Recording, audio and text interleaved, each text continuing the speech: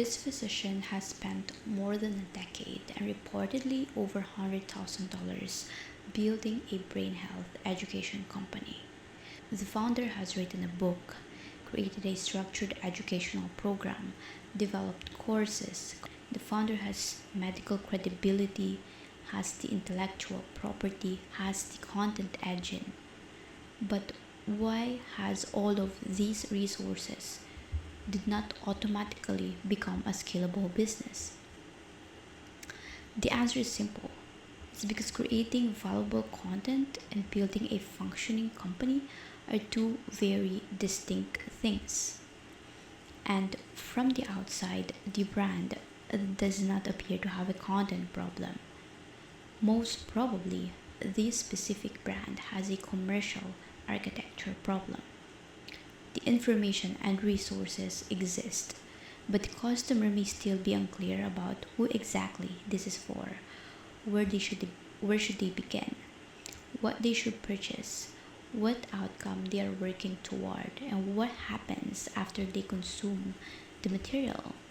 So in this business diagnosis, I am breaking down what the brand has already built well, the three gaps that may be limiting its growth, and the three strategic opportunities I would investigate before recommending a solid growth and operations strategy. So take note that this analysis is based only on publicly available information and outside observation.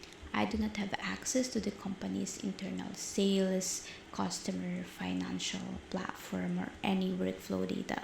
So these are therefore working hypotheses, not financial conclusions. So now let's begin. So before diagnosing the gaps, we need to recognize something really important. The brand has already built the part many education business never managed to build. It already has substance. So first that is already working is genuine founder authority. So the brand was founded by a founder who is a doctor. He is an experienced emergency medicine physician. So that immediately alone gives the business an advantage over generic wellness platforms, any anonymous course creators, and brands that simply repackage popular health information. So brain health is not a category where customers only want entertaining content, right? They want to know, can I trust this brand or the person behind the brand? Has this information been interpreted responsibly? Is this based on real medical understanding or fact? Am I being guided or simply being marketed to? So the founder's clinical experience, research, published book, and long-term focus on cognitive health create a very meaningful foundation of trust. And in a health-related business, trust is not only a supporting feature. Trust is the part of what you're selling. It's the product. Second, substantial intellectual property. So the company has already created published book, brain health education program, 8 lifestyle-based courses, a recurring resource product, self-assessment, educational articles, videos, and more resources for individuals, families, caregivers, and even professional. So this is not a founder starting with one idea and an empty website.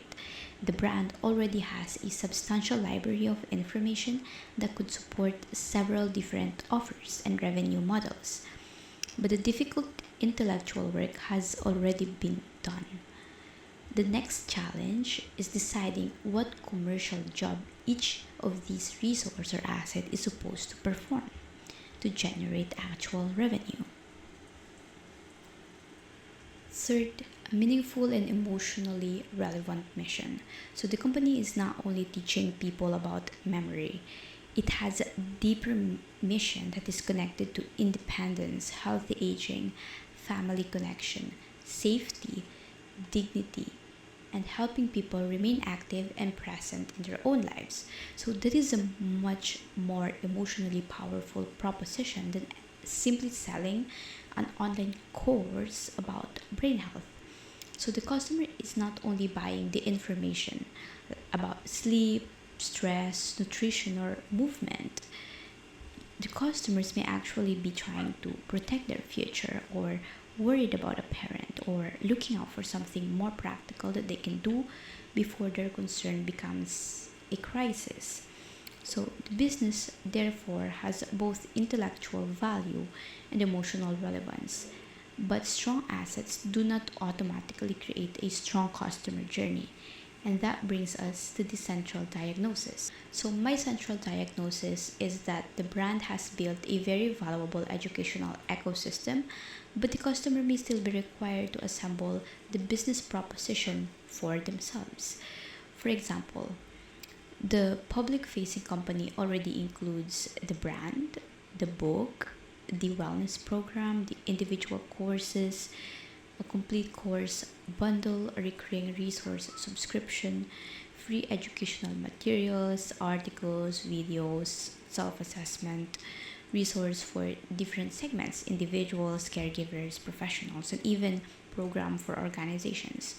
So each of these elements may be valuable independently, but together the system may create too many unanswered questions for different market segments. For example, customer may ask, should they buy the book first, or should they take one course, or should they buy the full program? Is this offer specific or intended for them or for their parent? Is this offer for healthy aging, memory concerns, dementia education, prevention, or caregiver support? What happens after they actually complete the material? Why should they pay for this when there is already so much free health information online? So the customer may actually respect the founder and still not understand the next step, and that could coexist. It's like very normal in this specific niche. So the problem is not only about marketing or copywriting, it's more deeper than that. It's most likely a business model and operating system problem. And here are the three gaps I would investigate first. Gap 1: the business is selling access to content more clearly than it is selling a transformation. So the brand's educational program is organized around different subjects. There is content about sleep, nutrition, exercise, habits, stress, environmental risk. So from an educational perspective, this organization is very logical, but commercially speaking, customers do not usually wake up wanting to purchase 8 categories of information. They wake up thinking that, okay, I am becoming worried about my memory, or my parent is getting older and I do not know how to help, or I know lifestyle matters but I feel really overwhelmed, or I keep reading conflicting advice and still I do not know what to prioritize. So these examples only mean that your customer may not be looking for more lessons. They may actually be looking for a trusted starting point, like an entry point, a sequence, a way to prioritize, a practical plan, accountability, or even reassurance. So the current offer appears to be organized primarily around what the business has created. But for this specific brand, I think the stronger commercial opportunity is to organize it around what the customer is trying to achieve.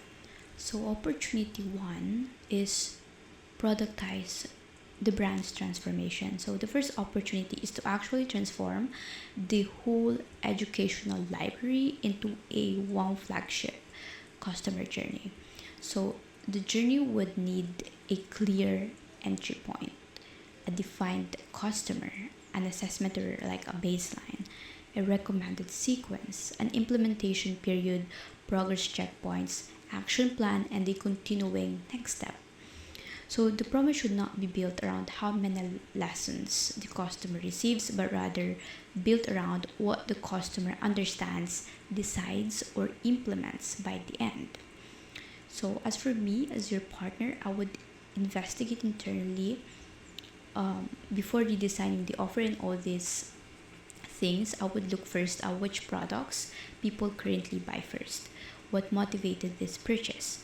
If customers start the courses or if they start the courses, where the completion drops, which lessons customer actually receive the highest engagement, whether customers are seeking education, reassurance, personalization, or accountability, what customers expected to achieve when they purchased, and if whether there is an actual user, or whether the actual user and the purchaser are the same person. So this is where all the growth and operations need to work together. Marketing cannot promise a guided transformation unless the delivery system can actually support one. So the whole program structure, customer communication, onboarding, progress tracking, and follow-up experience all need to reinforce the same promise. So we have the gap 2. Basically, the business is trying to speak to several markets at once. So the brand potentially may serve older adults, adults concerned about their future cognitive health, adult children helping their parents, family caregivers, healthcare professionals, senior living facilities, home care organizations, employers supporting caregivers, and many more, right? Each of these specific market may have genuine potential to be your customer, but they are not the same customer. So each of these have different problems, level of urgency, buying motivations, decision makers, budgets, sales cycles, objections, proof requirements. So for example, an adult researching their own long-term brain health will not respond to the same message as a senior living executive evaluating a resident education program.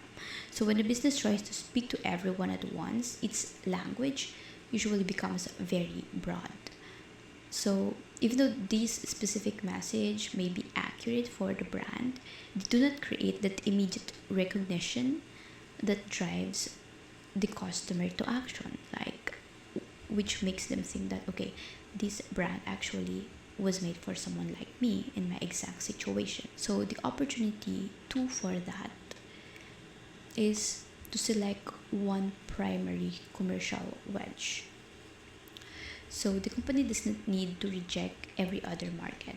It needs to choose which market to prove first. So my initial customer hypothesis would be adults in midlife who are concerned about their own cognitive future while also helping aging parents. So this audience may have two powerful motivations. First is concern about what could happen to them, and second is responsibility for someone they love.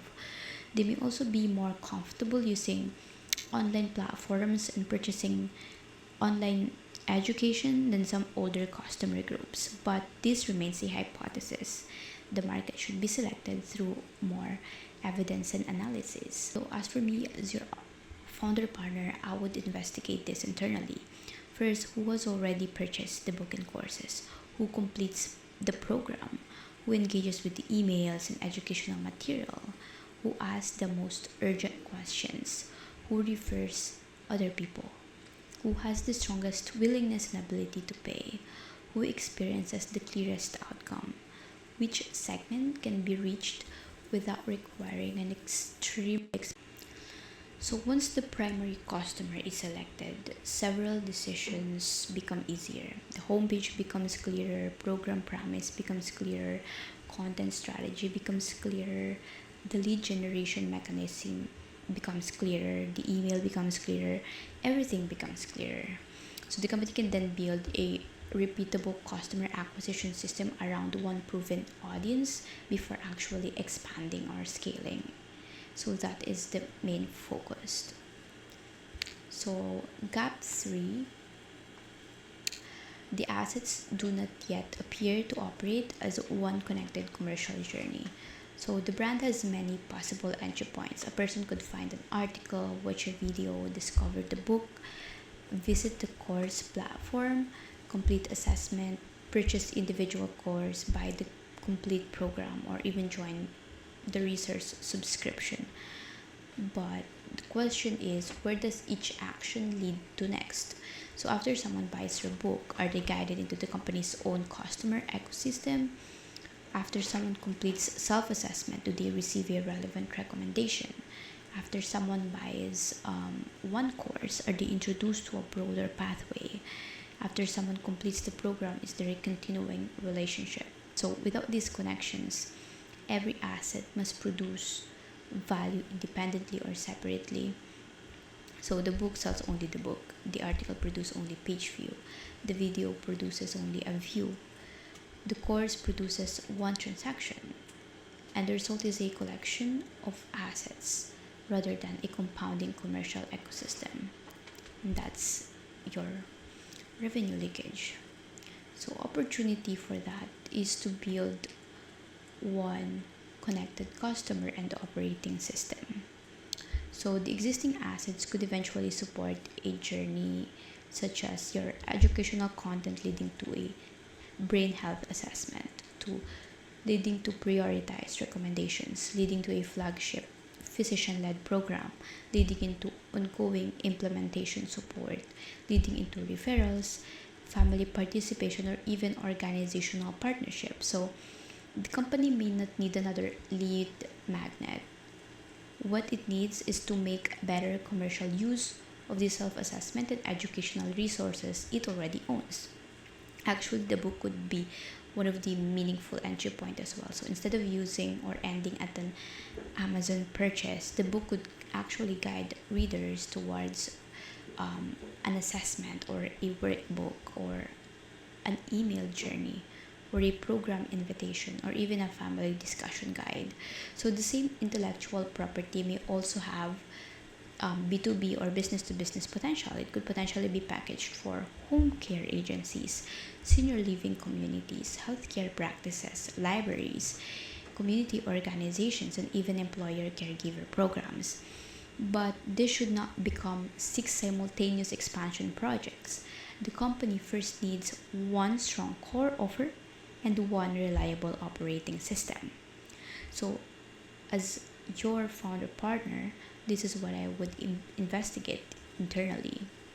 First, I need to understand where website visitors currently enter, which pages generate leads, whether book buyers are identifiable and reachable, whether course buyers purchase additional products, how the recurring subscription performs, where learners become inactive, which partners have previously been explored, whether the company has usable testimonials or educational outcome data, and where the customer journey currently ends.